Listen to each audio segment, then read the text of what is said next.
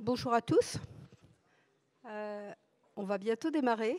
Donc voilà, si vous pouvez vous installer. Voilà. Alors, je me présente pour ceux qui ne me connaissent pas, c'est-à-dire la plupart d'entre vous. Je m'appelle Catherine Larieux, je suis la coordinatrice scientifique du Centre Teilhard de Chardin. Alors, coordinatrice scientifique, ça veut dire essayer de faire qu'il y ait une programmation d'événements, de propositions, de sujets qui soient intéressantes pour aussi bien des personnes habitant sur le plateau ou à proximité, des étudiants, des chercheurs, des cadres d'entreprise ou travaillant sur le plateau, etc. Là, la soirée qu'on vous propose ce soir est une première, puisqu'il s'agit d'une proposition de soirée en partenariat avec le CCFD. Le hasard des contacts a fait que le CCFD nous a informé de la venue en France de partenaires venant d'Inde qui étaient intéressés par partager des expériences, des modes d'approche de sujets d'urbanisme et d'écologie avec des partenaires français. Et comme on a au niveau du groupe de Teilhard de Chardin un groupe de réflexion écologie intégrale que coordonne Bruno Dufay, on s'est dit que c'était intéressant de vous proposer cette soirée. Déjà pour les membres du groupe écologie intégrale rencontrer ses partenaires indiens, mais également ouvrir plus largement à tous ceux qui pouvaient être intéressés par partager cette réflexion. Donc, je vais accueillir donc, le CCFD, Liliane Léger. Voilà. Alors, le CCFD, c'est pas moi. Le CCFD Terre Solidaire, peut-être certains d'entre vous, vous le connaissez. Donc, c'est une organisation de l'Église catholique depuis 1961. Voilà. Un service de l'Église catholique particulièrement dédié aux questions de solidarité internationale. C'est aussi une ONG, la première ONG française sur les questions de développement. La mission qui nous est confiée, c'est de travailler sur les causes de la faim et des injustices à travers le monde. Pas juste travailler sur les conséquences des injustices, mais de travailler sur les causes. Et ça a conduit progressivement le CCFD Terre Solidaire à venir en appui à des organisations dans à peu près 70 pays à travers le monde actuellement, à peu près un petit peu moins en ce moment, de 500 projets qui sont financés, soutenus et accompagnés. Donc des projets qui sont portés par des organisations locales sur pour tous les moyens d'améliorer en fait les situations que vivent les populations là où elles sont. L'idée est de ne pas faire à leur place, mais d'accompagner et de faire jouer la solidarité internationale, puisque actuellement 85% du budget du CCFD Terre Solidaire vient des dons. Voilà. Donc il y a mille et une façons de soutenir le CCFD Terre Solidaire, mais la façon la plus évidente et simple, c'est de participer financièrement. Et puis bien sûr, il y a d'autres façons de faire qui consistent à s'engager un petit peu plus, s'informer et puis faire jouer le travail du CCFD, soutenir le travail du CCFD Terre Solidaire qui s'appuie sur donc 3 leviers d'action. Le premier, je viens de l'évoquer, c'est soutenir des associations partenaires. Le deuxième levier d'action, parce que les causes du mal-développement dans les pays un peu lointains sont exactement les mêmes que les causes du mal-développement chez nous, c'est de faire un travail ici de sensibilisation à cette nécessaire solidarité internationale si on veut bâtir un monde juste et durable. Et puis le troisième levier d'action, et qui est complémentaire mais extrêmement important, c'est ce qu'on appelle le plaidoyer, et qui consiste à avoir tout un travail auprès des décideurs, à peu près à tous les échelons, que ce soit localement, au niveau des municipalités, au niveau des départements, au niveau des régions en France, au niveau de l'État, au niveau de l'Europe, et puis pourquoi pas avec d'autres associations à travers le monde à des niveaux plus larges, pour essayer de mettre en place des lois qui soient des lois si possible contraignantes, de façon à s'attaquer aux causes de ces injustices. Donc voilà, 3 leviers d'action et on peut s'engager sur l'un ou sur l'autre selon que ça nous convient le mieux. De fait, donc à peu près, je vous ai parlé 500 projets, un petit peu moins 450 en ce moment à travers le monde. Ces projets sont accompagnés par des salariés du CCFD Terre Solidaire qui font le travail en fait en choisissant la bonne distance de présence, de conseil, de mise en relation d'associations partenaires les unes avec les autres, parfois à 2 endroits complètement distincts du monde, mais juste parce que les problèmes convergent et les solutions peuvent converger. Et donc ici ce soir, nous sommes très très contents d'accueillir d'abord 2 de nos partenaires indiens, 2 représentants d'une organisation partenaire. Quand on dit partenaire, c'est toujours une organisation à la base.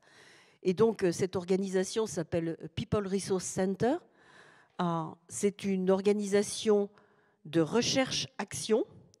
Donc eux, de même, font tout un travail de documentation sur des problèmes qui se posent à des populations sur place dans les grandes mégapoles indiennes.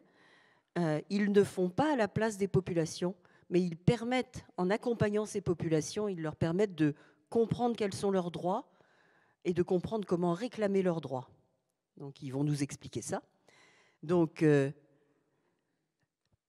Rajendra et puis Prachi, voilà, et ce sont eux qui vont vous raconter cette affaire-là. Et puis j'ai dit qu'il y avait des chargés de mission au CCFD Terre Solidaire qui accompagnaient ces projets. Eh bien, Laura est chargée de mission dans la région de l'Asie qui couvre l'Inde, mais pas que. Et ce soir, Laura, elle va nous aider à entendre le hindi. Voilà. Merci Liliane. Voilà, donc, et puis, puisque l'intérêt de cette soirée, c'est bien sûr d'entendre nos interlocuteurs qui viennent de Delhi, People Resource Center, mais aussi d'échanger et de comparer, de partager, de confronter la manière dont ils aident les personnes à réfléchir aux questions d'écologie avec la manière dont en France on peut le faire. Interviendra également Bruno, donc Bruno Dufay vient aussi. Oui, tu monteras après, comme ça tu regardes. D'accord, voilà.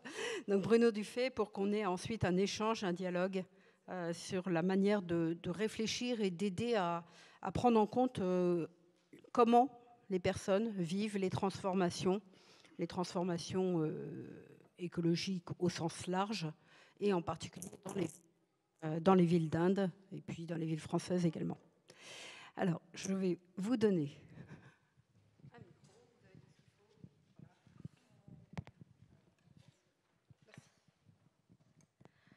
Hello everyone, my name is Prachi and I work at People Resource Center as an urban researcher.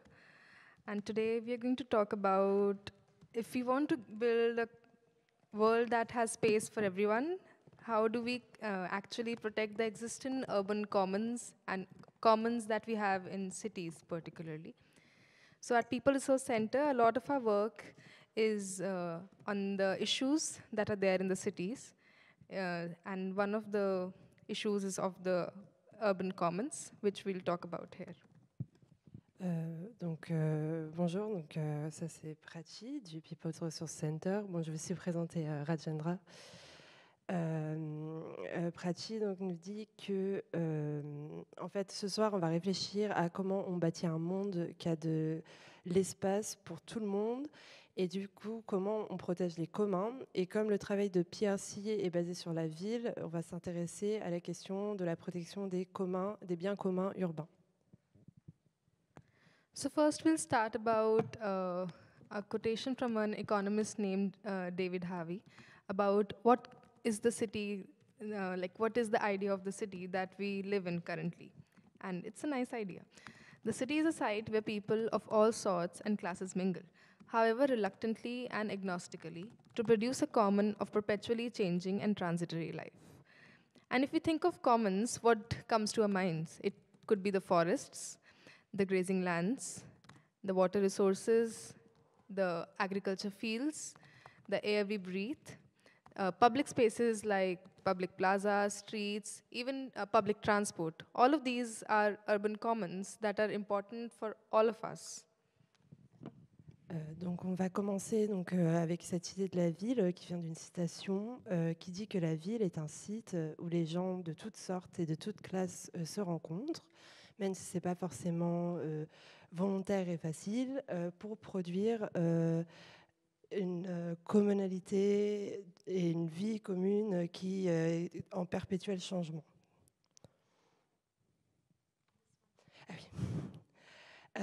Et du coup, de quoi on parle quand on parle des communs dans la ville, des biens communs dans la ville et des biens communs urbains? On parle à la fois des forêts, des pâturages pour les animaux, des ressources en eau, des espaces publics comme les places, les rues, les transports publics et les parcs, les champs, mais aussi l'air qu'on respire. And why it is important to talk about these urban commons is because of the recent ideas of urban development have increasingly encroached upon these existing commons that we have in cities, like privatization, corporatization, and all this idea about having private physical capital in the city is directly attacking the existing commons that are there. And then in the next slide, I'll talk more about what is the common that we imagine. Is it a noun, is it a verb, is it a thing, or it's a relationship? Et pourquoi c'est important de parler aussi de cette question des biens communs urbains? C'est parce qu'en fait, les paradigmes de développement actuels, en fait, ils sont basés sur la privatisation, sur le fait d'avoir du capital privé dans les villes, sur la commodification des espaces, etc. Et en fait, ça, c'est vraiment une attaque un peu systématique aux biens communs. Next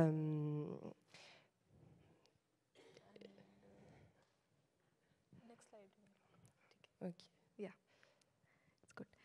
So, as per our definition and our understanding, we don't see commons as a thing, as a fixed entity that is fixed in our ideas. It's more of a relationship between people and things that they need to live and thrive. So in this image, you can see various things that are there in our lives that are very important for all of us to thrive and to actually enjoy and be in the world. It could be the public transport, the waste management systems that exist, then even the democratic space to protest for the right to have these things and spaces is a common. To have access to the democratic space is a common that we share. Yeah, you can translate. Et du coup, quand on pense au bien commun, en fait, on ne pense pas forcément au bien commun comme une chose, comme un objet. En fait, c'est plus une relation entre les gens et les choses ou ce qui existe dans le domaine urbain, dont en fait on a tous besoin pour vivre. Et du coup, ça peut être à la fois les transports publics, ça peut être à la fois la gestion des déchets, mais c'est aussi, par exemple, l'accès aux espaces démocratiques pour revendiquer des droits sur les biens communs. And since this relationship is very fluid and always changing as people's needs change, so the essence of commons, the idea of commons is in the verb of commoning, of constantly renegotiating and redefining and protecting our commons. Because commons are always contested as different people have different needs and sometimes their needs don't match with each other. And at this point, it is very important to ask the question about whose commons are being protected and whose commons are being compromised. Because we have to choose whose side are we on, and by what does it mean to be on someone else's side and to compromise the other side. Et du coup, en fait, on va plus parler d'une relation qui est fluide, qui peut être interchangeante. Et du coup, en fait, définir un peu les biens communs aussi comme un verbe, en fait, comme le fait de mettre en commun. C'est en fait tout ce qui va être la négociation pour la protection des communs, la négociation pour l'accès à ces biens communs, parce qu'en fait, les biens communs sont contestés. En fait, il y a différentes personnes qui ont différents besoins. et en fait, qui vont avoir besoin d'accès à ces biens communs. Et en fait, la question qu'on peut se poser, c'est à qui sont les biens communs qui sont protégés et de qui protège-t-on les intérêts, en fait. Et du coup, de quel côté est-on, en fait? Dans quel camp choisit-on? So we'll give you two examples from the city of Delhi.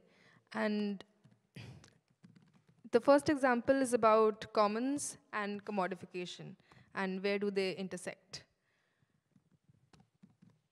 Donc, on va vous donner deux exemples dans la ville de Delhi. Le premier exemple, c'est sur les biens communs et leur modification ou leur... I don't know how to translate commodification. It's like to privatization a bit. Oh yeah, ok, ouais, leur cooptation, leur marchandisation. Ouais. Leur marchandisation, en fait, les biens communs et leur marchandisation.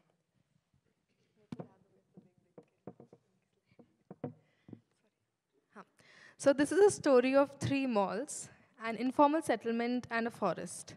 So all of this are in the same geographical location and at different periods of time.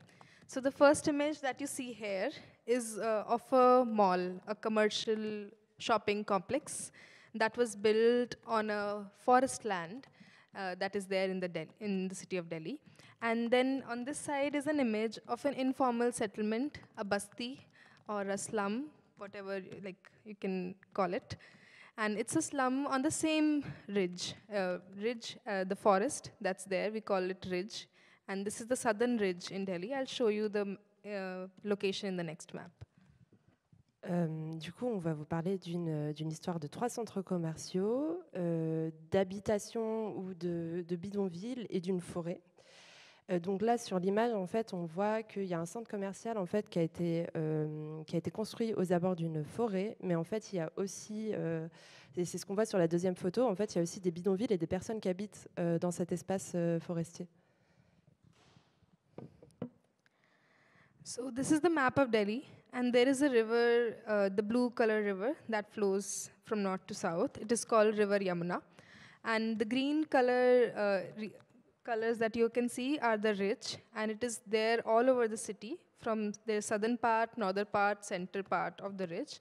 And this story is of the southern part of the ridge, particularly this part, if you can see the cursor. So the location of this story is here. Donc du coup là c'est une carte de Delhi. Donc ce que vous voyez en fait en bleu-vert, donc qui traverse la ville, c'est la rivière Yamuna. Et en vert et en bas, donc on a sur les espaces qui délimitent la ville en fait les espaces forestiers. Et nous, ce dont on va parler, ce que Prachi a montré, c'est les espaces du sud de la ville qu'on voit en vert.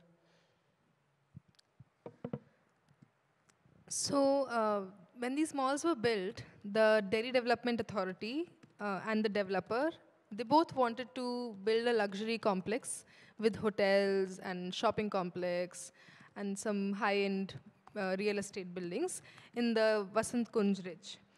So a lot of environmentalists challenged the project and said that how can they violate the existing master plan that says that the forest land has to be protected and instead build an establishment of such kind.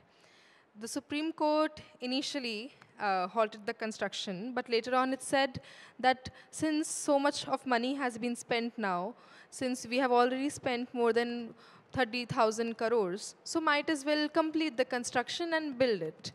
And then the mall was built. Donc en fait, à l'origine, il y avait un projet donc, de l'autorité de développement de Delhi, donc, qui est un peu comme une autorité voilà, qui gère un peu la municipalité de Delhi et ses projets de développement, et des entreprises privées, dans la sphère privée qui voulaient construire à la fois des hôtels de luxe et aussi un centre commercial donc, dans cette partie du sud de Delhi. Il y a eu des protestations, il y a eu des manifestations, des mouvements environnementalistes qui sont saisis du sujet. Et ça a été jusqu'à la Cour suprême qui a, dans un premier temps, mis une pause à la construction en fait, de de ces bâtiments, mais qui finalement en fait s'est rétracté et a décidé d'autoriser la construction de ces bâtiments-là. Parce que voilà, c'était des projets qui étaient intensifs en capital, qu'il y avait des perspectives de développement, et aussi que voilà, ça serait vraiment quelque chose que le monde pourrait regarder et qu'aurait une renommée limite mondiale, on va dire. Another reason that was cited to construct such a project was that it is an ideal kind of building that is imagined in a city because it has a world-class appearance. An aesthetic is one that fits into an idea of a new upcoming city. On the side of it, another court proceeding, the slum that was there on this forest land also wanted to stay on this land and be there and continue their livelihood practice the way they were doing. But they were declared by the Supreme Court as a nuisance, and they were erased and demolished. So the Supreme Court upheld the demolition of the slum and did it despite of doing any survey. Like, they did not do any survey of what kind of impact do they have on the land or any other kind of evaluation, and straight away decided that a slum might not be a good thing, but a mall could be a good thing on a forest land. Donc voilà, par rapport à cette idée de renommer un peu, en fait, c'était aussi l'idée qu'un centre commercial, des hôtels de luxe, en fait, et ben c'était voilà, esthétiquement c'était bien, c'était des bâtiments idéaux, et en fait ça projetait aussi l'idée d'une nouvelle ville, d'une ville moderne. Donc dans ce qui a suivi et dans les procédures un peu judiciaires, il y a eu un autre jugement, donc toujours de la Cour suprême, pour expulser les personnes qui vivaient dans les bidonvilles qui étaient donc présentes dans cette forêt et dans cet espace où aurait été construit donc le centre commercial, etc. Et en fait, pourquoi on a décidé d'expulser ces personnes-là? C'est parce qu'on considérait qu'elles étaient des nuisances. Et en fait, la Cour suprême a déclenché les activités de démolition très vite, sans faire aucune enquête et sans évaluer en fait l'impact à la fois sur les terres forestières, et sur ces forêts qui existaient, et aussi sur les populations qui y habitaient. So this is one of the image of the mall. So there were 3 malls that were built eventually on this land, and multiple houses that were demolished, not directly for the mall, but on the same forest. And this example clearly shows how sometimes, in fact, a lot of times, the government and the private developers come together to take up projects that harm the community, the existing local community, in very extreme ways, displacing them, making their position more vulnerable. And this then again raises the question about whose commons are being protected. Because malls are put up as the new commons of the urban life, which are the new commons where people go and have a time and hang out. But whose commons are being protected and whose commons are being compromised? Donc là, sur l'image, en fait, on voit donc une image du centre commercial. Il y a eu 3 centres commerciaux qui ont été bâtis sur ces terres forestières. Il y a eu plein de maisons et de bidonvilles qui ont été démolies. Pas seulement pour les centres commerciaux, mais voilà. Et en fait, ce que ça montre, c'est que le gouvernement et les entreprises privées, en fait, elles mènent des projets qui font vraiment du mal aux communautés locales. Et donc, ça revient à la question qu'on se posait plus tôt ce sont les biens communs de qui sont protégés. Là, le nouveau bien commun urbain qui émerge de ce projet, c'est un centre commercial. Mais en fait, les habitations des personnes, peut-être leur mode de vie, etc., n'ont pas du tout été protégés. Et donc, on voit très bien de qui on protège les communs. So we'll go to another example, and this would be about the role of commons in food production in the city, and how the riverside urban development ends up actually hampering the existing food production that happens in the cities. Donc on va aussi vous présenter un autre exemple qui est sur le rôle des communs dans la production de nourriture dans les villes et comment les développements des berges des rivières urbaines portent atteinte à la capacité de produire de la nourriture en ville. So this is, on this side, you can see the master plan of the city of Delhi. And this master plan comes after every 20 years, and it shows the different land use practices that would be allowed in different parts of the city. And there is a river from north to south. Again, I'm just reminding because we'll talk more about this here. And then this is the metro map of the city. I'm showing you these maps to help you imagine the way the city is expanding and the way the population of the city is growing. So currently, the population of Delhi is 31 million. And yeah, you can translate that. Donc là, en fait, ce qu'on voit, c'est le master plan de Delhi. Donc en fait, c'est un plan d'urbanisme qui définit en fait les usages autorisés des différentes terres urbaines. C'est un plan qui est renouvelé à peu près tous les 20 ans. Donc Prati nous remontre aussi qu'il y a une rivière donc, du nord au sud de Delhi.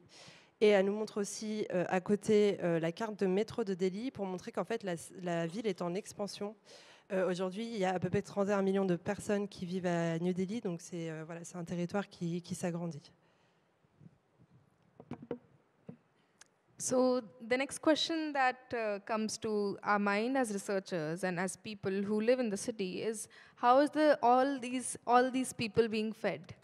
And then after doing a series of research and talking to people in the city, the number that we get is that 60% of Delhi's demand for meat is fulfilled by the city production, and 25% of its milk demand and 15% of its vegetable needs are fulfilled by the urban agriculture that is happening in the city. Yet the policies on land use and farming in the national capital do not acknowledge the role of urban agriculture as important in the food systems for the city. Donc la question qui nous est venue en faisant de la recherche et en parlant aux personnes qui vivaient en ville, c'était en fait comment toutes ces personnes-là, donc ces 31 millions de personnes, s'alimentent. Et en fait, il se trouve qu'il y a 60% de la demande de viande, 25% de la demande de lait et 15% de la demande de légumes qui viennent directement de l'agriculture urbaine à New Delhi. Et le problème qui se pose, c'est qu'en fait, ni les politiques publiques ni les plans d'urbanisme ne reconnaissent ces pratiques et ne reconnaissent la contribution de l'agriculture urbaine à nourrir la ville. So these are different types of forms of urban farming that exist in the city. The first image that you see is of cattle being raised on land. And these are important grazing lands in the city because then cattle is used to produce milk and create different products from that. Then the second image is of subsistence farmer who do farming basically for their own survival, and then the other extra produce they exchange with neighbors and sell it to the local markets. Then there is aquaculture and fishing also happens in the river Yamuna. There is horticulture that happens on the floodplains. A lot of these activities are right in the center of the city. And a few of them, like intensive agriculture, happens towards the edge of the city, not necessarily just outside the borders, but also inside the borders of the city, where staple crops like wheat and rice are grown, which are important for the dietary habits of people there. Donc sur les photos, on peut voir différents types d'agriculture urbaine donc à New Delhi. Donc on a premièrement l'élevage avec des terrains qui servent de pâturage, pour la pâture des animaux. Et en fait, l'élevage est assez important dans la ville. Ça permet de produire du lait et aussi d'autres produits dérivés.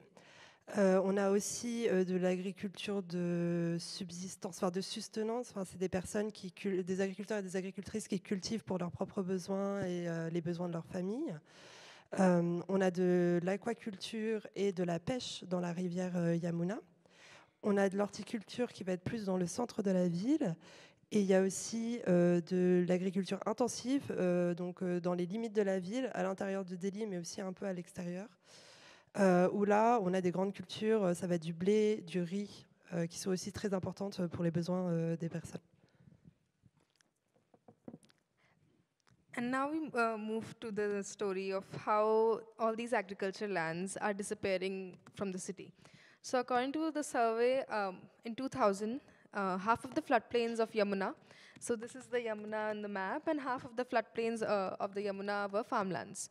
And in 2020, only 1/3 of the floodplains remain as farmlands. And where did these farmlands then go? And they're continuously disappearing. In the new master plan also, they are in a very vulnerable position.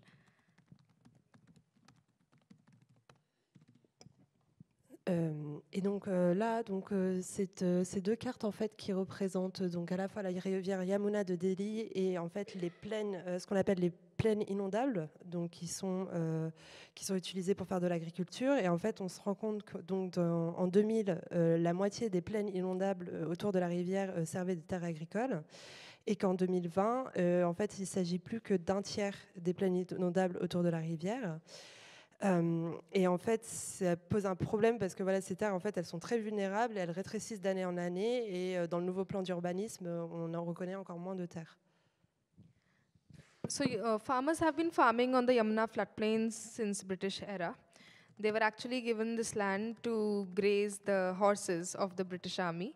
And slowly, they started farming on it. And then they started paying taxes for farming on those lands. And there are different bastis now on these floodplains throughout from north to south.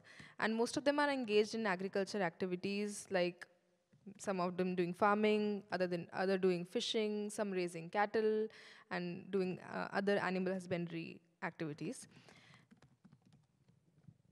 Donc l'agriculture à New Delhi, elle date de l'époque de la colonisation britannique, où en fait les agriculteurs et les agricultrices étaient sollicités pour élever les chevaux des Anglais. Et puis après, les familles se sont installées, les agriculteurs et les agricultrices ont commencé à rester sur ces terres, à payer des taxes, etc. Et on remarque aussi la présence de différents bidonvilles ou de villages informels où les agriculteurs et les agricultrices se sont installés et vivent à côté de leurs exploitations. And the farmlands on the floodplains, they operate with each other in a very harmonious way because their resources are common to them. The land is common, the water resources is common. A lot of the times, the waste that is from one farmland is used in another place for maybe someone else's animals and cattle. So it's a very mutual relationship that they share with this livelihood activity that they practice. And the commons are not just valuable for their livelihood, but they're also important cultural commons for them. And we'll talk about what is the cultural common here in next slide. Et en fait, là, donc, sur ces plaines inondables, en fait, les terres sont aussi, peuvent être cultivées de manière commune. En fait, les ressources sont plutôt partagées entre les familles d'agriculteurs et d'agricultrices. On a une relation qui est un peu mutuelle, et donc c'est une relation entre les personnes, mais aussi donc, avec leurs activités génératrices de revenus. Et on a aussi un point qui est assez important, c'est que c'est des biens communs donc, pour générer des revenus, mais c'est aussi des biens communs culturels. So the master plan of DDA, the Delhi Development Authority, 2021, defined a particular zone for protection, which was on the floodplains, on both sides of the floodplains. So this green part is the zone O in the master plan. So there are different zones, and there is land use in different zones. And in the master plan that came later, 2041 master plan, they divided the zone O into two parts: a zone O1, which is on the north, and a zone O2, which is on the south. And they allowed some regulated development to happen in the zone O2, and without any regard for the fragile ecosystem that is the floodplain, which is not land, not water, just in between. And this also led to a lot of evictions and loss of livelihoods of the existing community that was there on this farmland. So Et donc, dans les plans d'urbanisme qui sont développés par l'autorité de développement de la ville de Delhi, en fait, pour définir l'usage des terres, on divise le plan en différentes zones. Et donc en 2021, il y avait une zone qui était la zone eau. C'est ce qu'on voit en vert sur la carte. Et en 2000, pour le plan donc, qui s'occupe de la période jusqu'à 2041, on a divisé en zone O1 et zone O2. Donc zone O1 au nord et zone O2 au sud. Et en gros, dans la zone O2, le gouvernement et les autorités municipales ont autorisé des activités de développement régulées sans prendre en compte la fragilité de l'écosystème des plaines inondables autour de la Yamuna, qui est un écosystème assez fragile parce qu'il est entre l'eau et la terre. Et aussi, ça a causé des expulsions forcées de personnes pour mettre en place ces projets de développement. So these are some of the constructions that exist on the Zone 02. There are stadium complexes and Delhi Secretariat, thermal power plants, metro stations, bus depots, a village, Commonwealth Games village apartments, Nakshadham temple, sports complex, and a gated government park. And so the threats to the commons are both the encroachments by corporations and government together again, mostly for unsustainable infrastructure projects. And this construction on the floodplains leads to ecological and social disruptions and also threaten the food sovereignty systems that exist in the city, which are the urban agriculture lands.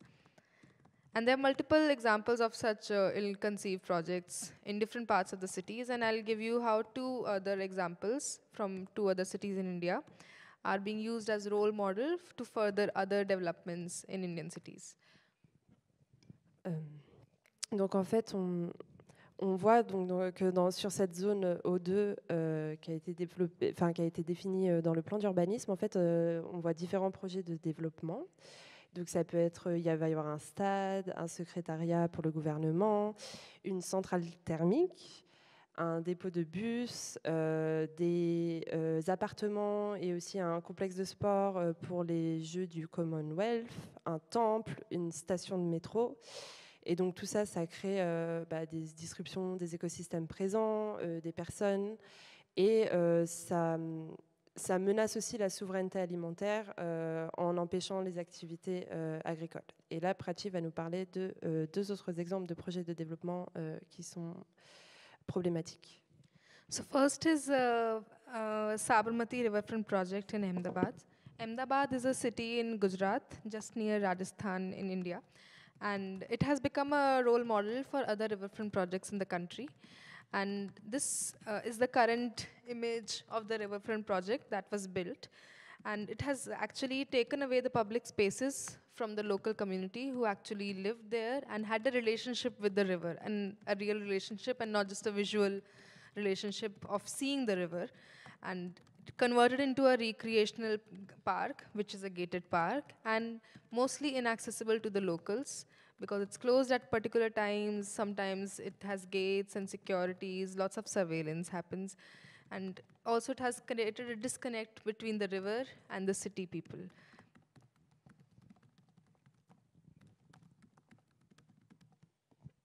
Donc le premier exemple, c'est l'exemple du développement des berges de la rivière Sabarmati dans la ville d'Ahmedabad, dans l'état du Gujarat, qui est vu comme un modèle en fait pour des projets de modernisation et de développement des berges des fleuves en ville dans tout le pays. Donc ce qu'on voit à l'écran, c'est l'image actuelle du projet non terminé. Et en fait, pour mettre en place des jolies berges, on a dû enlever les espaces publics aux personnes locales qui avaient une relation avec la rivière qui était beaucoup plus complexe que de juste regarder la rivière. Et donc on a enlevé cette relation entre les personnes qui vivaient autour de la rivière ou qui avaient des activités autour de la rivière pour en fait avoir des parcs fermés, des espaces assez aseptisés avec beaucoup de surveillance, des barrières, de la sécurité. Et ça a créé vraiment une déconnexion entre les habitants et les habitantes de la ville et la rivière. And down below, you can see some images, some archival images of what kind of different relationship systems that existed with on this floodplain of Sabarmati River. And so here is the image of agriculture happening on the floodplains of Sabarmati. Then there is another image which shows a weekly market where local products from neighborhood areas were sold weekly once a week. Then there is a cultural activity, a procession happening, a Muslim procession happening on the floodplains. So there were various uses of floodplains more than just a recreational space. But when this idea of new idea of urban development to make everything look shiny on the surface happens, then all these integral activities that actually created a relationship with the ecological life and also amongst people, they are always the one that have to suffer.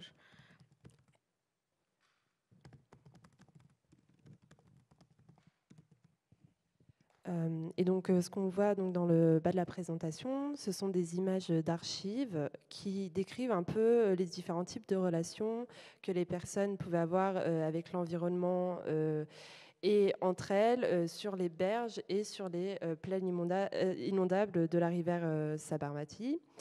Donc on voit dans la première photo qu'en fait il y avait de l'agriculture sur les berges et sur les plaines inondables autour du fleuve. On voit dans la deuxième photo qu'il y avait un marché hebdomadaire qui se tenait aussi sur ces berges. Et il y avait aussi des processions religieuses. Enfin, là, on voit une image de procession musulmane. Donc on voit qu'il y avait énormément de relations que les gens entretenaient avec la rivière, avec son écologie, et que ça aussi, ça crée des relations entre les gens. Ce qui s'oppose à cette idée du développement, voilà, qu'on a mis en place, où en fait tout est beau, voilà, tout est brillant, mais en fait on perd cette relation que les personnes pouvaient avoir entre elles et avec la rivière. And similar is the case for another project that is currently in process of being built, which is in Pune, a city near Bombay. And so there is a river named Mula Mutha, two rivers who come together. So this is the drawing of a river. And in this project also, they have used the idea from Sabarmati riverfront, which has been a chaos, not just for the community that is living there, but it still looks nice, so they are taking it as a model. And luckily, there has been a good active movement, local movement in Pune, which has been able to prevent the project from going at a regular speed. And there are some images of the project under construction, the first image here. And you can see how a lot of times the project, when it happens, they dump the debris in the river itself without any regard for the environment and the river's ecology. Then the smaller livelihood activities like potters who actually use the soil from the river banks and the floodplains and have shops nearby, their livelihoods are affected. Then even the ecological life that is that exists on these floodplains in the Salim Ali Bird Sanctuary. It's a very important bird sanctuary along this floodplain, and that is also getting affected because of this new construction that is happening there, and it will completely change the characteristic of the floodplain and the land that exists. Et donc, il y a un autre projet qui est en construction à Pune, qui n'est pas terminé, sur la rivière Ulamuta. En fait, c'est deux rivières qui viennent ensemble donc, dans la ville, comme on voit sur la photo. C'est un projet, ce projet en cours, il est inspiré de ce qui s'est passé donc, à Sabarmati, même si en fait, voilà, le projet de Sabarmati, il a été critiqué et c'est pas forcément un bon projet. En fait, les gouvernements continuent de s'en inspirer pour faire d'autres projets de modernisation, de développement des berges dans d'autres villes. Et donc, on peut voir d'abord des images du projet en construction et en fait de comment les débris pour la construction peuvent être jetés directement dans la rivière sans considération pour l'environnement, pour l'écologie de la rivière. On peut voir ensuite que il y a quand même des activités là aussi autour de la rivière, avec des potiers qui avaient leur magasin donc sur les berges et en fait qui font qui font leur pot avec le sol qu'ils trouvent sur les bords de la rivière et sur les plaines inondables. Et en fait, le fait que ces magasins doivent être déplacés ou qu'il y a un changement dans comment on gère la rivière, ça affecte directement aussi leurs moyens de subsistance et leur travail. On note aussi qu'il y avait un sanctuaire pour oiseaux qui s'appelle le sanctuaire Salim Ali, qui était aussi donc proche des berges de la rivière, et que évidemment avoir un gros projet de modernisation, de bétonisation, et ben en fait ça va affecter l'écologie locale. Et Prati disait aussi auparavant que le projet avait réussi à être ralenti, car il y a eu beaucoup de mobilisation de mouvements sociaux et de personnes qui ont tout fait pour que le projet n'aboutisse pas. And a lot of times, these projects are in the public domain. They are presented as making the rivers accessible. For example, the Yamuna project, there's also a Yamuna riverfront on the way. And so first of all, they make it an okay thing to have construction happening on the floodplains by advertisements of this kind that say that making Yamuna accessible. And then again, we ask the question that it is accessible for who? And because once it goes from the hands of these people who are actually commonly inhabiting those lands, who will now govern these commons now that there are no more, that this local community is no more there? And then where will all these communities who are dependent on these floodplains for livelihood, habitat, and thriving, where would they also go? Beaucoup de temps en fait dans la communication par le gouvernement autour de ces projets. En fait, les projets sont présentés comme des projets pour rendre les rivières plus accessibles. C'est la même chose pour la rivière Yamuna à Delhi, où il y a aussi un projet de modernisation des berges et d'aménagement des berges du fleuve. Et la question qu'on se pose, c'est on rend la rivière accessible pour qui? Parce que les communautés locales, en fait, on leur enlève la gouvernance de ces biens communs. Et on leur enlève aussi leur lieu de vie, leur lieu de travail, etc. Yeah, we would like to end it here and then take some questions, maybe? Or maybe I can talk about one more thing. Wait.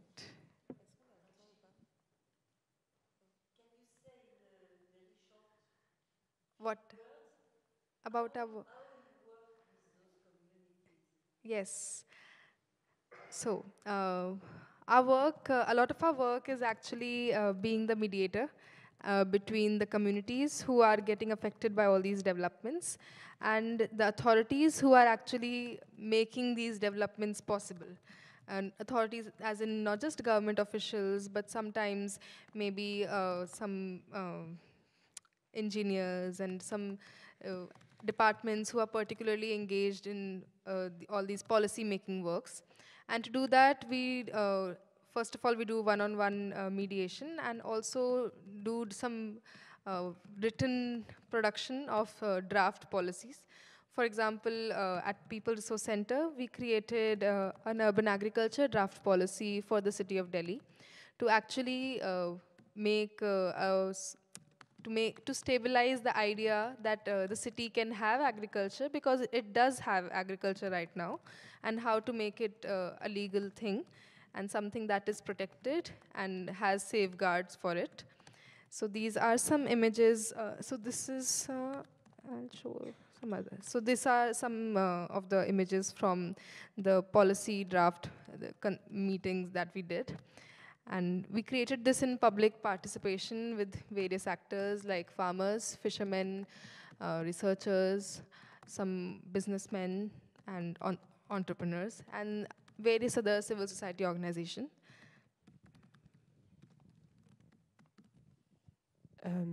Le travail de PRC, c'est d'être un médiateur entre les communautés affectées et les autorités qui mettent en place ces projets, ou les différentes parties prenantes qui font partie de la mise en place de ces projets de développement.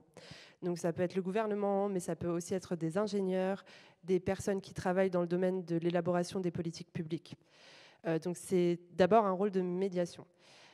Prachi nous parle ensuite du fait que PRC a travaillé ces dernières années à élaborer un projet de politique publique sur l'agriculture urbaine pour la ville de Delhi, pour mettre en valeur le fait que l'agriculture existe dans la ville, qu'elle doit être protégée légalement ou de par donc, les politiques publiques.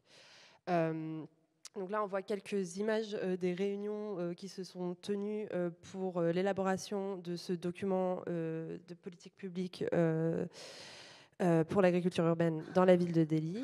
Donc c'est un document qui a été élaboré de manière participative avec les agriculteurs et les agricultrices, des pêcheurs et des pêcheuses, des organisations de la société civile et différentes parties prenantes.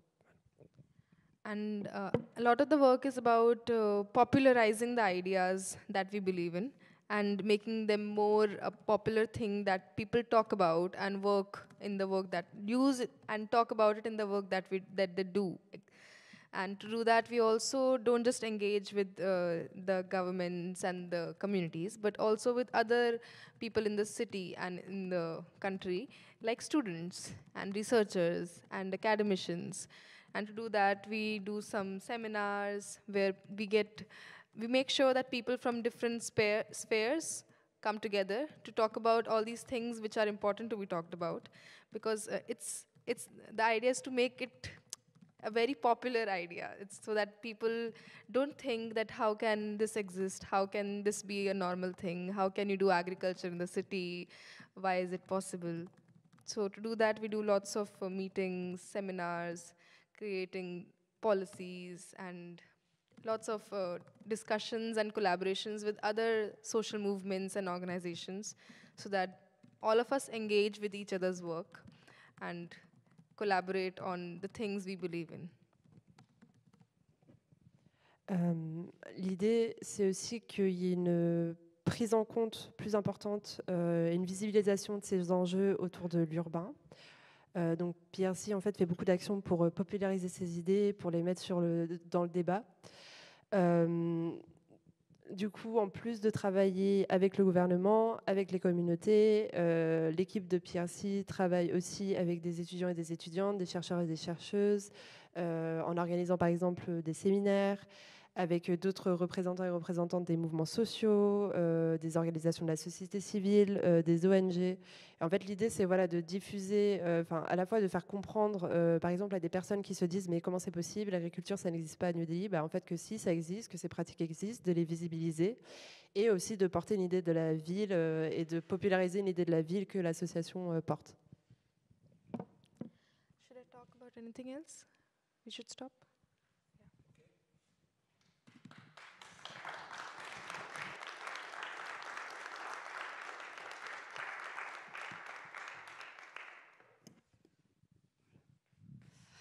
Merci beaucoup pour ces explications. Je vais demander à Bruno de rejoindre. Alors, apporte ton fauteuil, Bruno, en même temps, parce que sinon, tu n'auras pas de quoi t'asseoir. Voilà. Non. Merci, parce qu'effectivement, vous avez bien expliqué les conflits d'usage, les conflits de logique, mais aussi la manière dont vous essayez d'aider à travailler pour rendre explicite et mettre en débat ces conflits. Donc, je pense que ça peut résonner pas mal avec ce dont on a besoin aussi en France. Alors, Bruno ? Oui, bonsoir à tous et merci beaucoup pour cette présentation très, très intéressante. On voit qu'évidemment, il se passe en Inde beaucoup de choses. Moi, je n'imaginais pas personnellement que tous ces projets et votre organisation mènent autant de choses passionnantes dans les villes urbaines. Alors, moi, ce que je propose, c'est de vous expliquer un peu ce que nous faisons au Centre Teilhard de Chardin, en quoi consiste le groupe de travail écologie intégrale. Et puis ensuite, dans la discussion, on essaiera de faire des croisements justement entre ce qu'on a entendu. Moi, j'ai déjà un certain nombre de choses dans la tête, évidemment, ça a résonné par rapport à ce que nous faisons, et nous verrons s'il y a des points de rencontre, des choses qui peuvent peut-être se connecter entre les travaux en Inde et ce que nous faisons nous. Alors, il y a 2-3 choses évidemment que j'ai envie de dire tout de suite parce que c'est intéressant. Vous êtes un organisme qui connecte des gens ensemble, qui fait le pont entre différents types de personnes, différents organismes. Et ça c'est toute la mission du Centre Teilhard de Chardin. Hein. Nous essayons aussi de mettre ensemble des personnes qui n'ont pas tellement l'habitude de se parler, en particulier les scientifiques du plateau, avec des personnes de la philosophie, des différentes spiritualités. Et donc là, il y a quelque chose dans ce travail de mise en connexion de personnes sur lesquelles on peut peut-être partager quelques expériences. Ce n'est pas chose facile, mais quand on a préparé cette réunion, nous parlions tous les deux avant le dîner d'une chose, c'est que en Inde, l'habitude culturelle et peut-être spirituelle est de beaucoup moins compartimenter les choses que nous avons l'habitude de le faire en France. Parce que je lui ai expliqué les difficultés que nous avions à faire communiquer les gens entre les différentes disciplines, etc. Et c'est lui qui m'a dit, oui, mais vous avez beaucoup plus la tendance à compartimenter, à fragmenter. Je crois que c'est vrai, alors que la culture indienne est certainement moins dans ces compartiments, peut-être un peu trop cartésiens dans notre histoire. Donc ça, c'est peut-être une première leçon intéressante à retenir pour le futur du Centre Teilhard de Chardin. Voilà. Alors, maintenant, je vais vous expliquer un peu ce que nous... Non. Juste, où est-ce qu'ils sont mes slides Bon, je sais pas. Alors, je vais reprendre.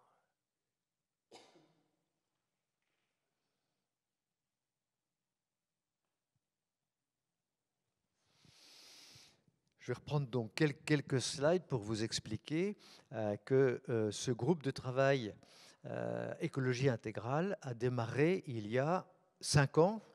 Anne, je crois, était au début. Donc, il y a 5 ans, avant même l'ouverture, avant même l'inauguration, on a commencé à s'intéresser à ce sujet. Et notre approche a été d'inviter un tas de gens à venir nous parler d'écologie. Alors, on a eu les pro-nucléaires, on a eu les anti-nucléaires, on a eu des gens qui nous ont parlé de l'alimentation dans les cantines scolaires. Nous avons eu des gens qui nous ont parlé des soins palliatifs. Nous avons eu des gens qui parlaient de l'énergie, des déchets, etc. Donc, tout un tas de choses. Et je crois qu'à la fin de ce cycle de 5 années, on avait recueilli... une bonne vingtaine de conférences, alors soit sous forme audio, sous forme de texte, sous forme de slide. Donc on avait beaucoup de matière.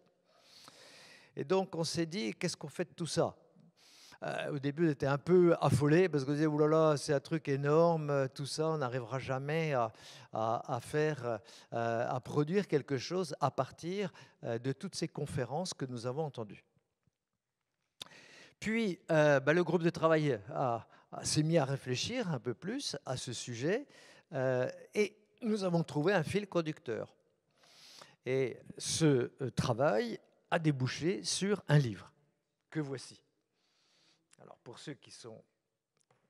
Voilà, impeccable. Merci.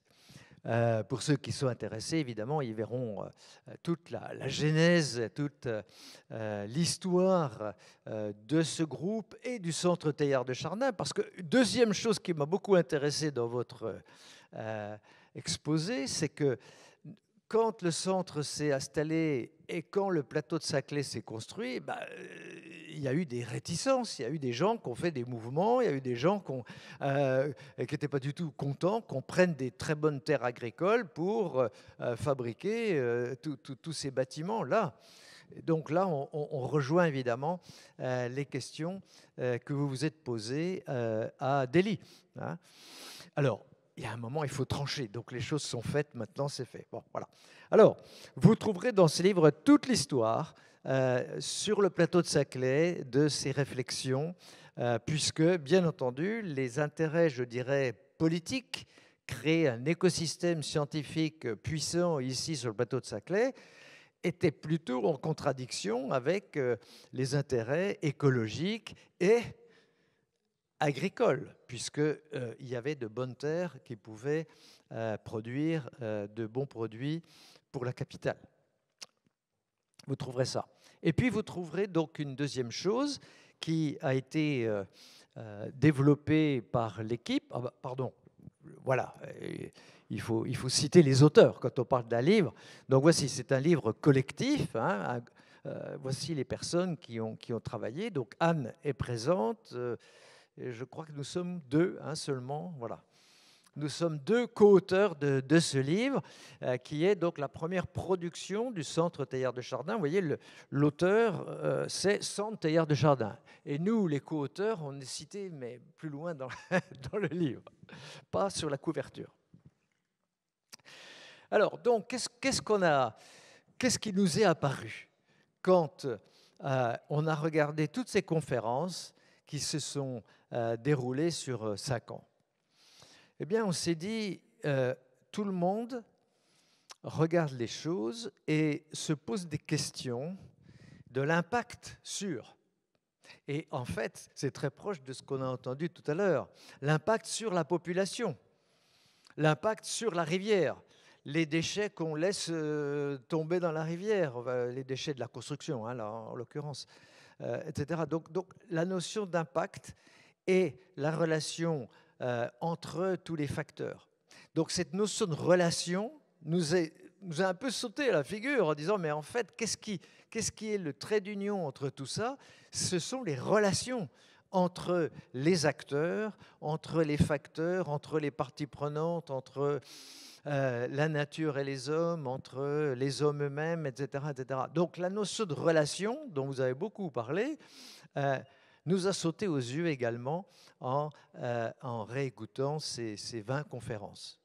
Et c'est comme ça qu'on a défini une idée, un concept, on pourrait dire, une notion nouvelle, qui est la notion d'écosystème étendu. Vous avez prononcé le mot d'écosystème. Vous l'avez prononcé dans le cadre scientifique environnemental, qui est l'origine du mot. Le mot est et je me souviens, Anne peut témoigner, nous avons dans les co-auteurs un professeur émérite, un directeur de recherche au CNRS en écologie, qui disait au début, oui, mais enfin bon, vous prenez le mot écosystème, puis maintenant vous le mettez à toutes les sauces. C'est pas très scientifique, ça. Effectivement, c'est pas très scientifique. Et le mot est aujourd'hui utilisé dans les affaires. On est en train de faire, à chaque fois que vous parlez à quelqu'un de son entreprise, il vous parle de son écosystème. Les entreprises forment des écosystèmes, les scientifiques forment des écosystèmes. Nous, humains, en discutant ensemble, on forme un écosystème. Et donc, on est en train de dévoyer, ou je dirais un peu changer le sens d'origine du mot écosystème. Et c'est pour ça qu'il a été étendu sémantiquement. Alors, après les crispations de nos scientifiques, on s'est dit, mais en fait, c'est une bonne nouvelle. Parce que écosystème met en évidence la notion de relation. Et c'est ça qui est important, c'est de mettre les relations au centre de notre réflexion.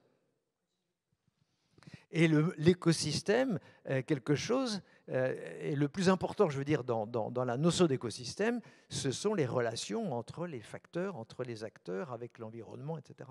Donc, en fait, étendre la sémantique du mot écosystème est une bonne nouvelle. C'est ce qu'on est en train de voir maintenant dans les médias, dans les articles, partout, on utilise ce mot.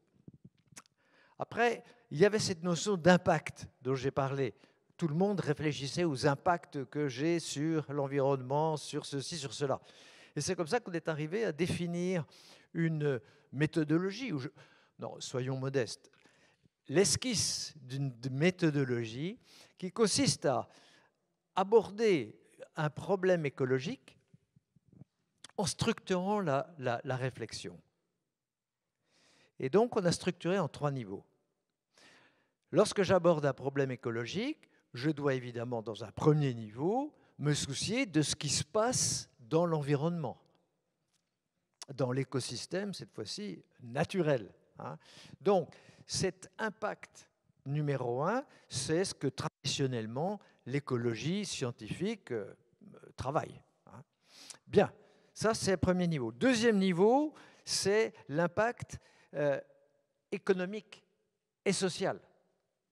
Et vous en avez beaucoup parlé. On va créer un shopping center quelque part. Bon, très bien, ça va créer des emplois, ça va faire de l'activité et tout ça.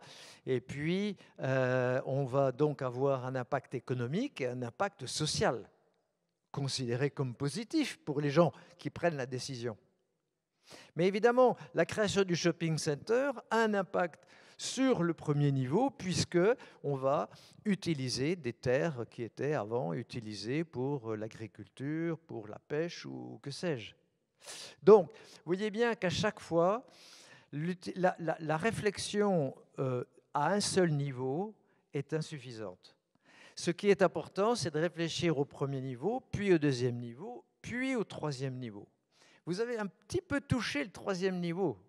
J'attendais pour savoir si vous alliez l'aborder.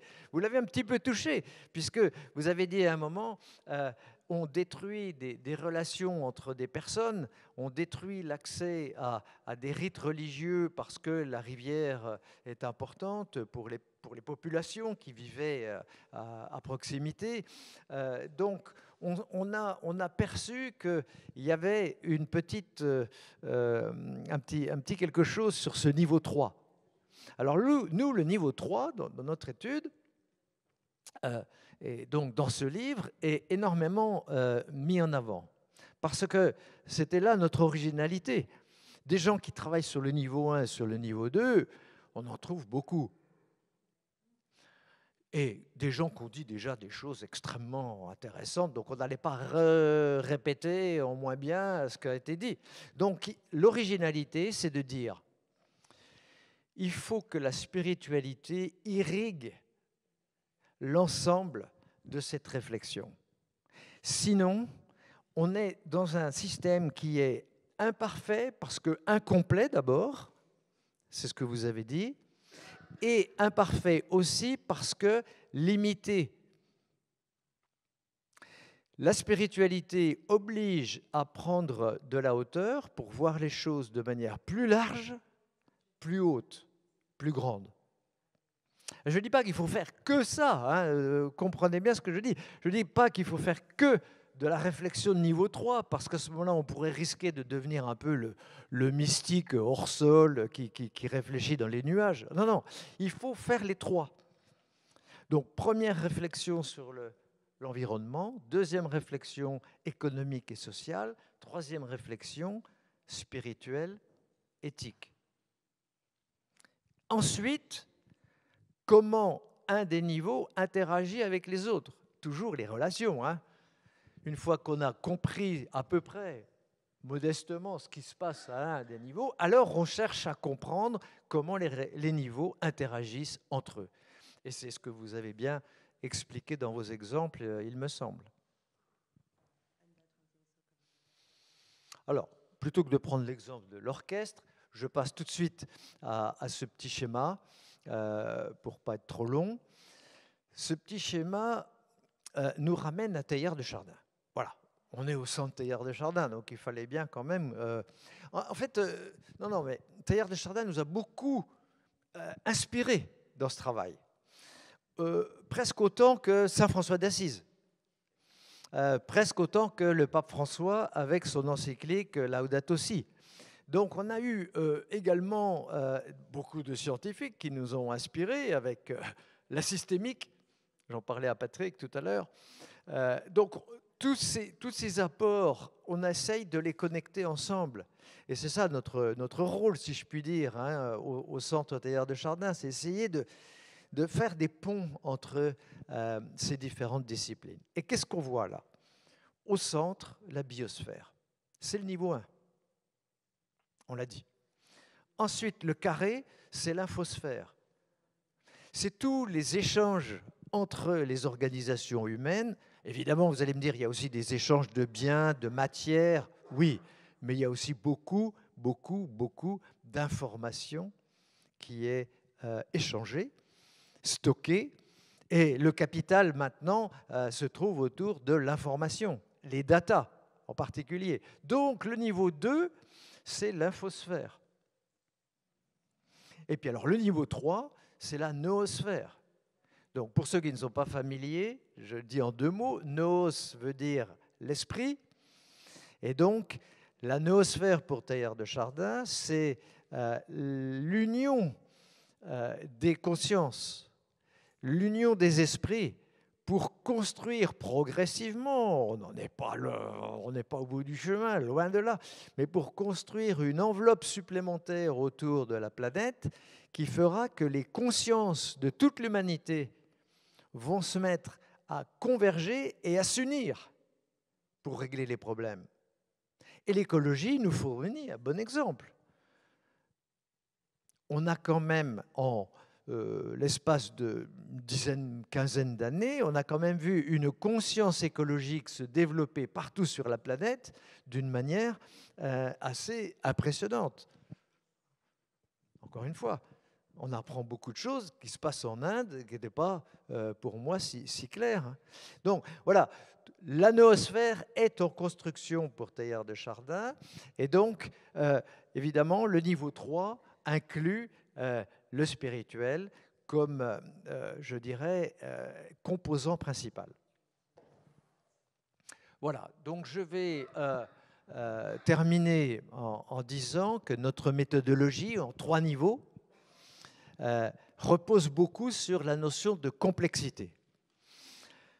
Les problèmes écologiques sont des problèmes complexes. Personne, aucun esprit humain, aucun système informatique, même avec l'intelligence artificielle.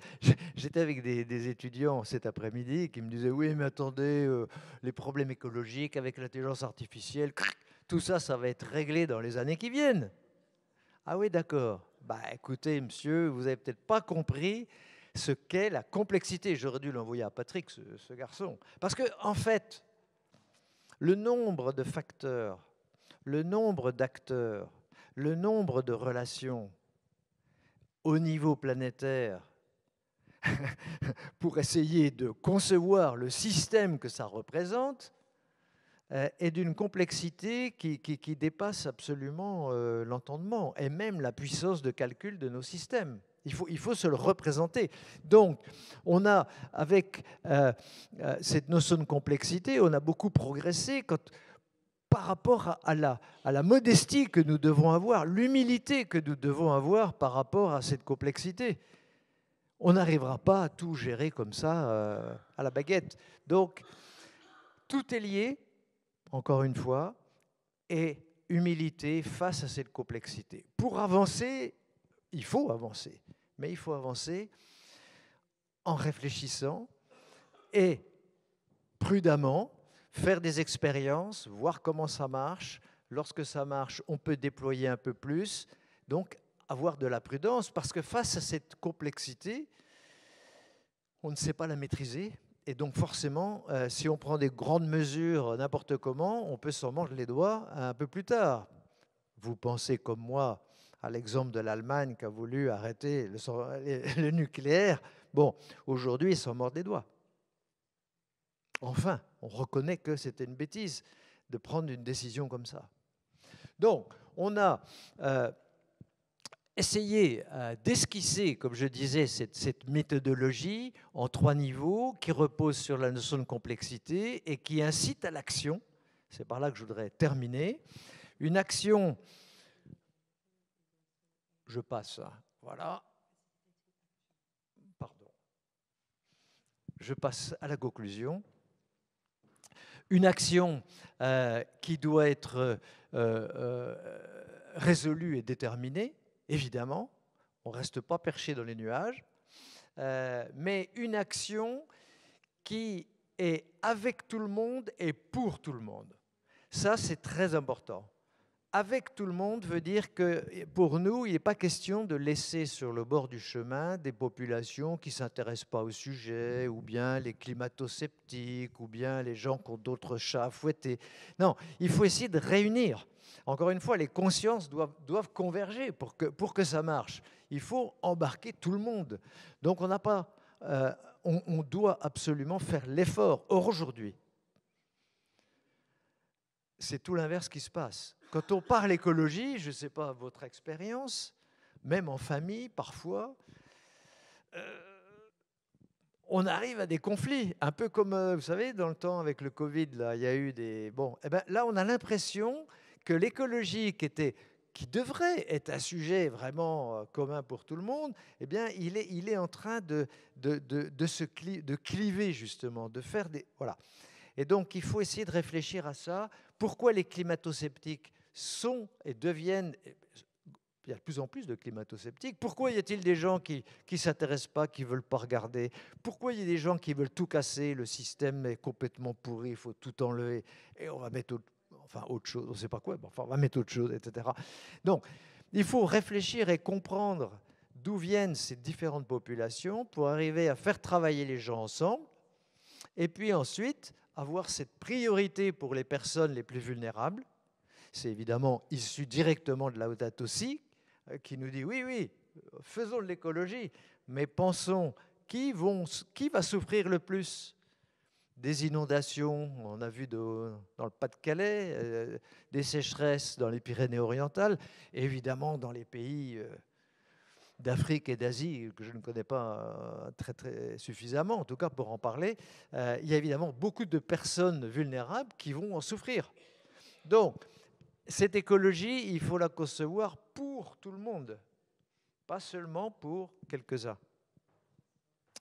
Et donc, il faut réunir l'écologie, évidemment, au sens classique du terme, le social, l'économique et le spirituel. C'est donc la notion d'écologie intégrale que je redis ici. Voilà, et donc là-dessus, écoutez, je crois qu'on va essayer de débattre d'abord, prendre vos questions et voir si il y a des points de convergence, des connexions entre ce que vous avez entendu de la part de nos invités et de ce que vous venez d'entendre à l'instant. Merci.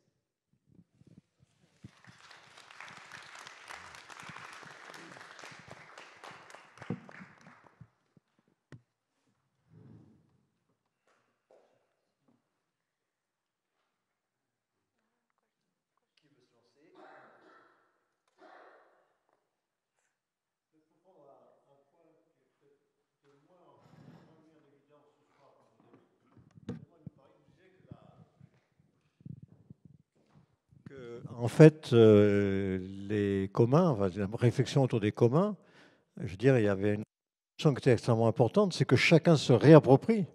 C'est un peu ce que tu viens de dire, c'est la transition écologique pour tout le monde, mais surtout avec tout le monde. Et que c'est effectivement le fait de le faire avec tout le monde, c'est bien le moyen de faire vivre la démocratie. Alors là, effectivement, on a identifié ce risque énorme qui est de se dire que les démocraties aujourd'hui n'avancent pas assez vite, et donc il y a un certain nombre de gens qui sont très très attirés par des régimes autoritaires qui vont mettre en place une dictature verte pour être sûr que les choses avancent plus vite. Donc je crois effectivement qu'au centre se trouve la liberté, et la liberté d'opinion. Et notre groupe n'a jamais, vous verrez quand vous lirez le livre, on n'a jamais dit il faut faire ceci, il faut arrêter de manger de la viande, il faut plus prendre l'avion, on n'a pas été dans l'idée de donner des directives comme ça et d'enlever la liberté de chacun.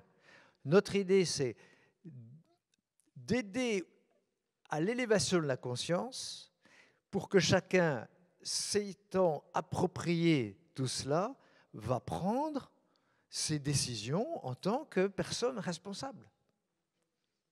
Ça nous paraît être quelque chose d'absolument essentiel. Et j'en profite, excusez-moi, j'ai oublié de le dire, réparer mon oubli, c'est que ce groupe continue à travailler après le livre. Hein. Bon, on était contents, hein, on a sorti un livre, c'est déjà pas mal. Mais on a continué. Et maintenant, nous avons créé 3 groupes de travail, parce qu'on a au moins une vingtaine de personnes qui nous ont rejoints, donc c'est ouvert. Les 3 groupes sont les suivants. Premièrement, constatant qu'il y a des gens, en particulier dans les populations en difficulté, qui ont bien d'autres sujets à traiter, ces gens ne s'intéressent pas, ne s'ouvrent pas à l'écologie. Alors, premier groupe de travail, comment communiquer avec ces gens-là? Quels mots trouver? Sur quel levier actionner pour qu'on puisse se mettre en discussion? Non pas, encore une fois, pour les obliger à faire ceci, à faire cela, c'est pas ça, mais pour les intéresser à la question et donc éveiller leur conscience sur ces sujets-là. Ça, c'est le premier groupe de travail. Nous le faisons en partenariat avec Apprentis d'Auteuil. Deuxième groupe de travail, c'est la communication, la discussion. Et vous voyez, on rejoint votre mission à vous aussi. Hein, vous êtes un peu un médiateur. Vous avez dit, ben nous c'est la même chose, on se pose cette question. Aujourd'hui, on pense que les jeunes, beaucoup de gens pensent que les jeunes sont écolos. Les dernières études montrent que c'est absolument pas vrai. Sociologiquement, on a évidemment une portion de gens qui sont très actifs, très conscients. Et puis vous avez une grosse partie de la jeune génération qui n'est pas du tout dans le sujet encore. Bon, je n'ai pas les chiffres en tête, je ne peux pas vous dire exactement la source, mais je crois que ce que je dis est absolument maintenant bien étudié par les sociologues. Donc ça, c'est très important, parce que l'idée qu'on se dit, oui, avec la nouvelle génération, vous allez voir ce que vous allez voir, tout va se résoudre, puisqu'ils sont tous écolos. Mais pas du tout. Donc, le deuxième groupe de travail va essayer de rentrer en contact avec tous les étudiants du plateau de Saclay. Ça fait pas mal quand même, hein, ça fait pas mal. Plus, après, on étendra, on ira voir au-delà de Saclay, bien sûr, de façon à aller à la rencontre, écouter ce qu'ils ont en tête, ce qu'ils pensent. Peut-être il y aura des radicaux très, très acharnés, puis d'autres qui seront totalement hermétiques à tout ça. Et donc c'est intéressant de pouvoir comprendre d'où ils viennent, où ils sont, de façon à échanger, en espérant éveiller un peu les consciences. Donc là encore, il y a une question de communication. Trouvons les bons mots, les bons leviers pour parler à ces gens-là. Ça, c'est le deuxième groupe de travail. Et le troisième groupe, c'est un groupe qui s'appelle Écologie et Spiritualité. Donc il est tout à fait passionnant de voir qu'aujourd'hui, il y a toutes sortes de spiritualités. Alors on a évidemment mis hindouisme, bouddhisme, taoïsme, on a mis judaïsme, islam, catholique, protestant, orthodoxe. Et peut-être quelqu'un m'a dit, oui, mais chez les protestants, imaginez pas que vous allez avoir qu'une rubrique. Ils vont leur couper en 15 rubriques. Je dis, bon, on verra. Donc on a listé et toutes les spiritualités laïques, complètement en dehors des religions. Alors, animisme, druidisme, chamanisme, tout ça existe et reprend de la vigueur en France. Les mouvements peut-être francs-maçons, les mouvements de méditation, etc. Il y a tout un tas de choses qui existent en ce moment. Donc notre travail là, c'est d'essayer de comprendre, de cartographier un peu tous ces mouvements, toutes ces spiritualités qui viennent croiser l'écologie, parce que les écolos viennent à la spiritualité, et donc il faut essayer ensuite de voir comment on peut faire dialoguer ces gens, parce que c'est pas facile. Hein, je veux dire, pour un catholique croyant convaincu, discuter avec quelqu'un d'animiste, c'est quand même très compliqué. Mais au moins, on aura progressé si on sait ce sur quoi on peut être d'accord et ce sur quoi on n'est carrément pas d'accord. Voilà. Donc ces 3 groupes sont en train de se lancer. S'il y a des gens que vous connaissez ou si vous-même avez un intérêt pour l'un ou 2 de ces groupes, n'hésitez pas à venir me voir après.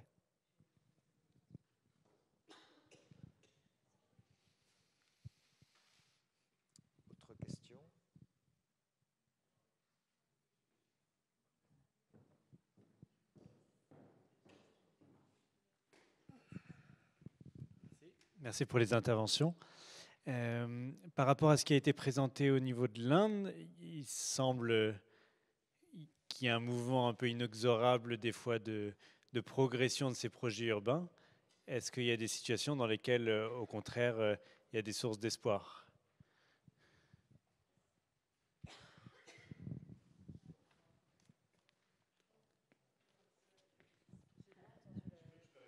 Alors répétez. Pas de problème. Il y a beaucoup de situations plutôt négatives où on voit les projets urbains progresser sur des terres gérées en commun. Est-ce qu'il y a des situations dans lesquelles, est-ce qu'ils voient des projets particuliers où il y a des succès, où ils arrivent à voir des projets reculer, être annulés, et quels sont les facteurs qui amènent à voir ces projets être modifiés ou arrêtés?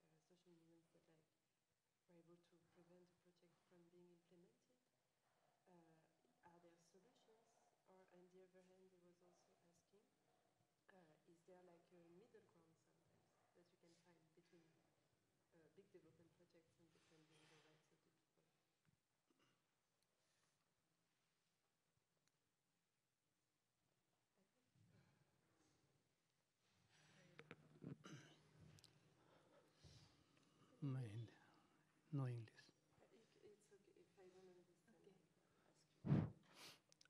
ये जो प्राची ने जो प्रेजेंटेशन किया उसमें सिर्फ नेगेटिव नहीं थे, उसमें बहुत सारे जो प्रेजेंटेशन में था वो बहुत पॉजिटिव था।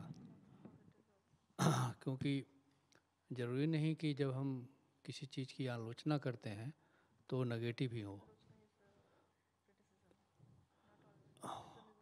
और बहुत समय ऐसा होता है कि जो भी सरकार में आते हैं तो वो क्रिटिसिज्म के आधार पे वो अपनी चीज़ों को करेक्ट करते हैं।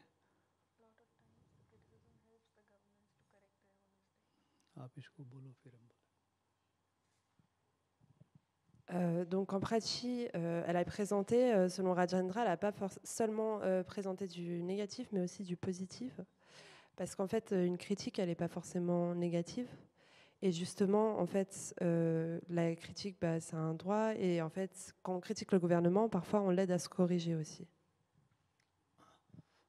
जैसे हमने कहा है कि दिल्ली में खेती होती है, तो ये हमारे अर्बनाइजेशन के जो सवाल हैं, भारत में जो अर्बनाइजेशन हो रहा है उसके हिसाब से हो सकता है कि आपको लगे कि हम क्रिटिसाइज कर रहे हैं, लेकिन जो ग्लोबल जो समस्या है, क्लाइमेट का जो चैलेंज है और जो विकसित दुनिया जो झेल रही है, और जिस तरह से विकसित दुनिया ने ऑर्गेनाइजेशन किया है वो रीथिंक ऑर्गेनाइजेशन की तरफ बढ़ रहा है, और अब खेती को शहरों में कैसे किया जाए इसके बारे में सोच रहे हैं।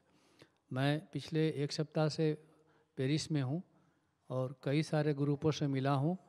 यहाँ की सरकार बड़े गहरे रूप से अर्बन फार्मिंग के रूप में सोच रहे हैं।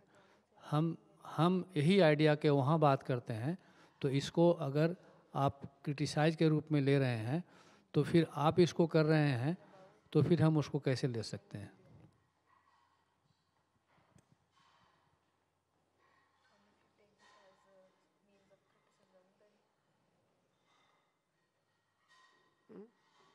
Okay.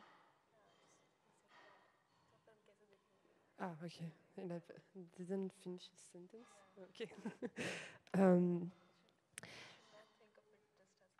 Okay.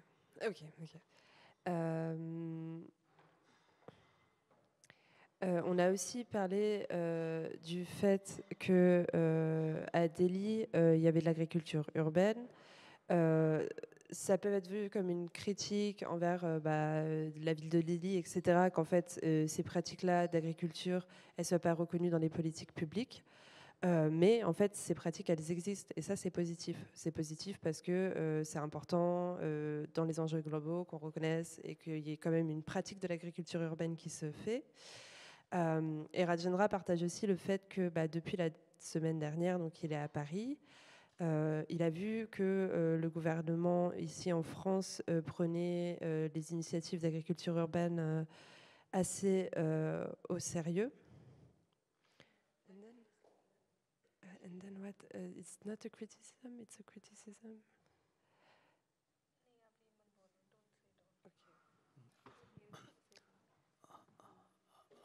हम लोग का कहना है कि विकास के लिए सबसे पहले क्या ज़रूरी है।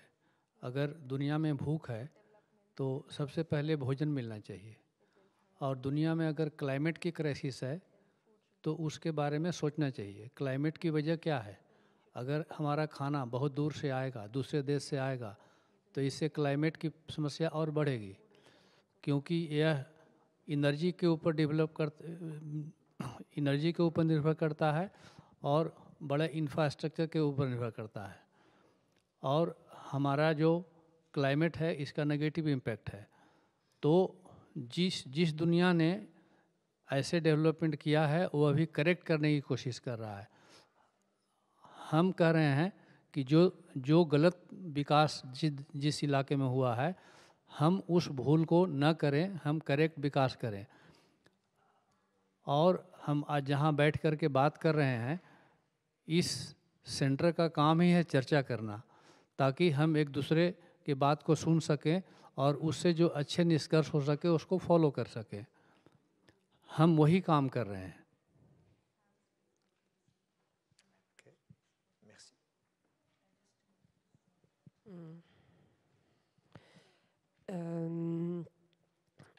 Quand on pense à la notion de développement, en fait, il faut penser à ce qui est premièrement nécessaire. En fait, quelles sont les choses qui sont nécessaires. Donc, en fait, quand on pense à la faim, il faut de la nourriture.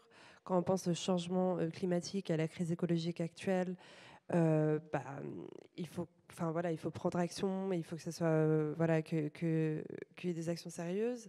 Mais en fait, ces choses sont aussi connectées parce que en fait, le changement climatique, la crise écologique, c'est aussi lié au fait que si la nourriture vient d'assez loin, en fait, on dépend des infrastructures, des énergies, et tout ça, ça a un impact négatif sur l'environnement et ça amplifie les phénomènes de changement climatique. On vit dans un monde en fait qui a causé cette crise climatique et qui aujourd'hui est en train de le corriger. Et nous, en fait, on devrait faire la même chose que ce monde. Et c'est pour ça que c'est aussi intéressant que ce centre existe et qu'il y ait des discussions sur la question et qu'il puisse y avoir une réflexion. OK, thank you very much. Une dernière question avant notre conclusion.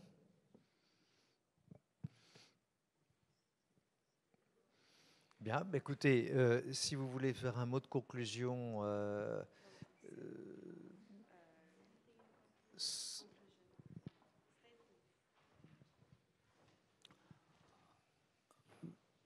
मेरा निष्कर्ष के तौर पे ये कहना है, निष्कर्ष माने कंक्लूजन, कि दुनिया में एक नेचुरल साइंस है जो कहता है कि कोई भी चीज़ वेस्ट नहीं है, और दुनिया में कोई ऐसी समस्या नहीं है जो बात से जिसका समाधान नहीं हो सकता है। ये विज्ञान भी कहता है और ये दुनिया के सभी धर्मों का निचोड़ भी कहता है। हाँ,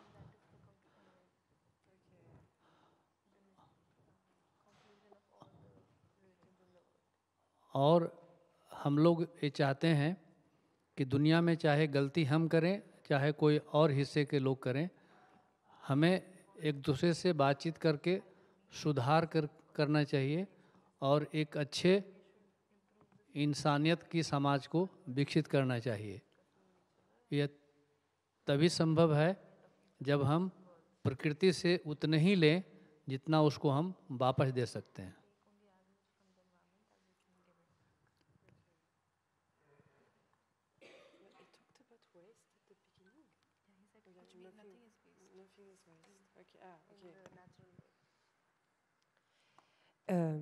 Donc, Rajendra a dit que sa conclusion, c'est que dans le monde, il y a une science naturelle, c'est qu'il n'y a rien qui est un déchet. Et aussi que chaque problème peut être résolu par une discussion. C'est un peu la conclusion à laquelle sont arrivées beaucoup de religions dans le monde. Et en fait, on devrait arrêter de penser que dans ce monde, c'est soit nous, soit les autres qui faisons des erreurs, mais en fait, promouvoir le développement de chacun. Promote each other's development and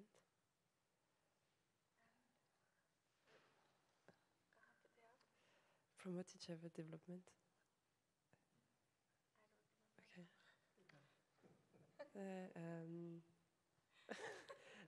Last thing was promote each other development.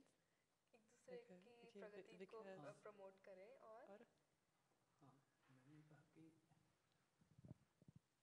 हम एक दूसरे से सीखें और अगर हमारे अंदर गलती है और हमने कोई गलती किया है तो बातचीत के करके सुधार करें और एक अच्छा इंसानियत का समाज बनाएं।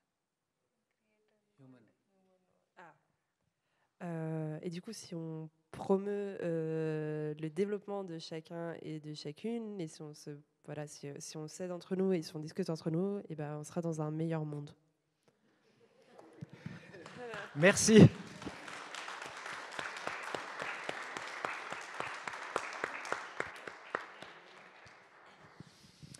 Bien, écoutez, merci beaucoup d'être venu jusqu'ici.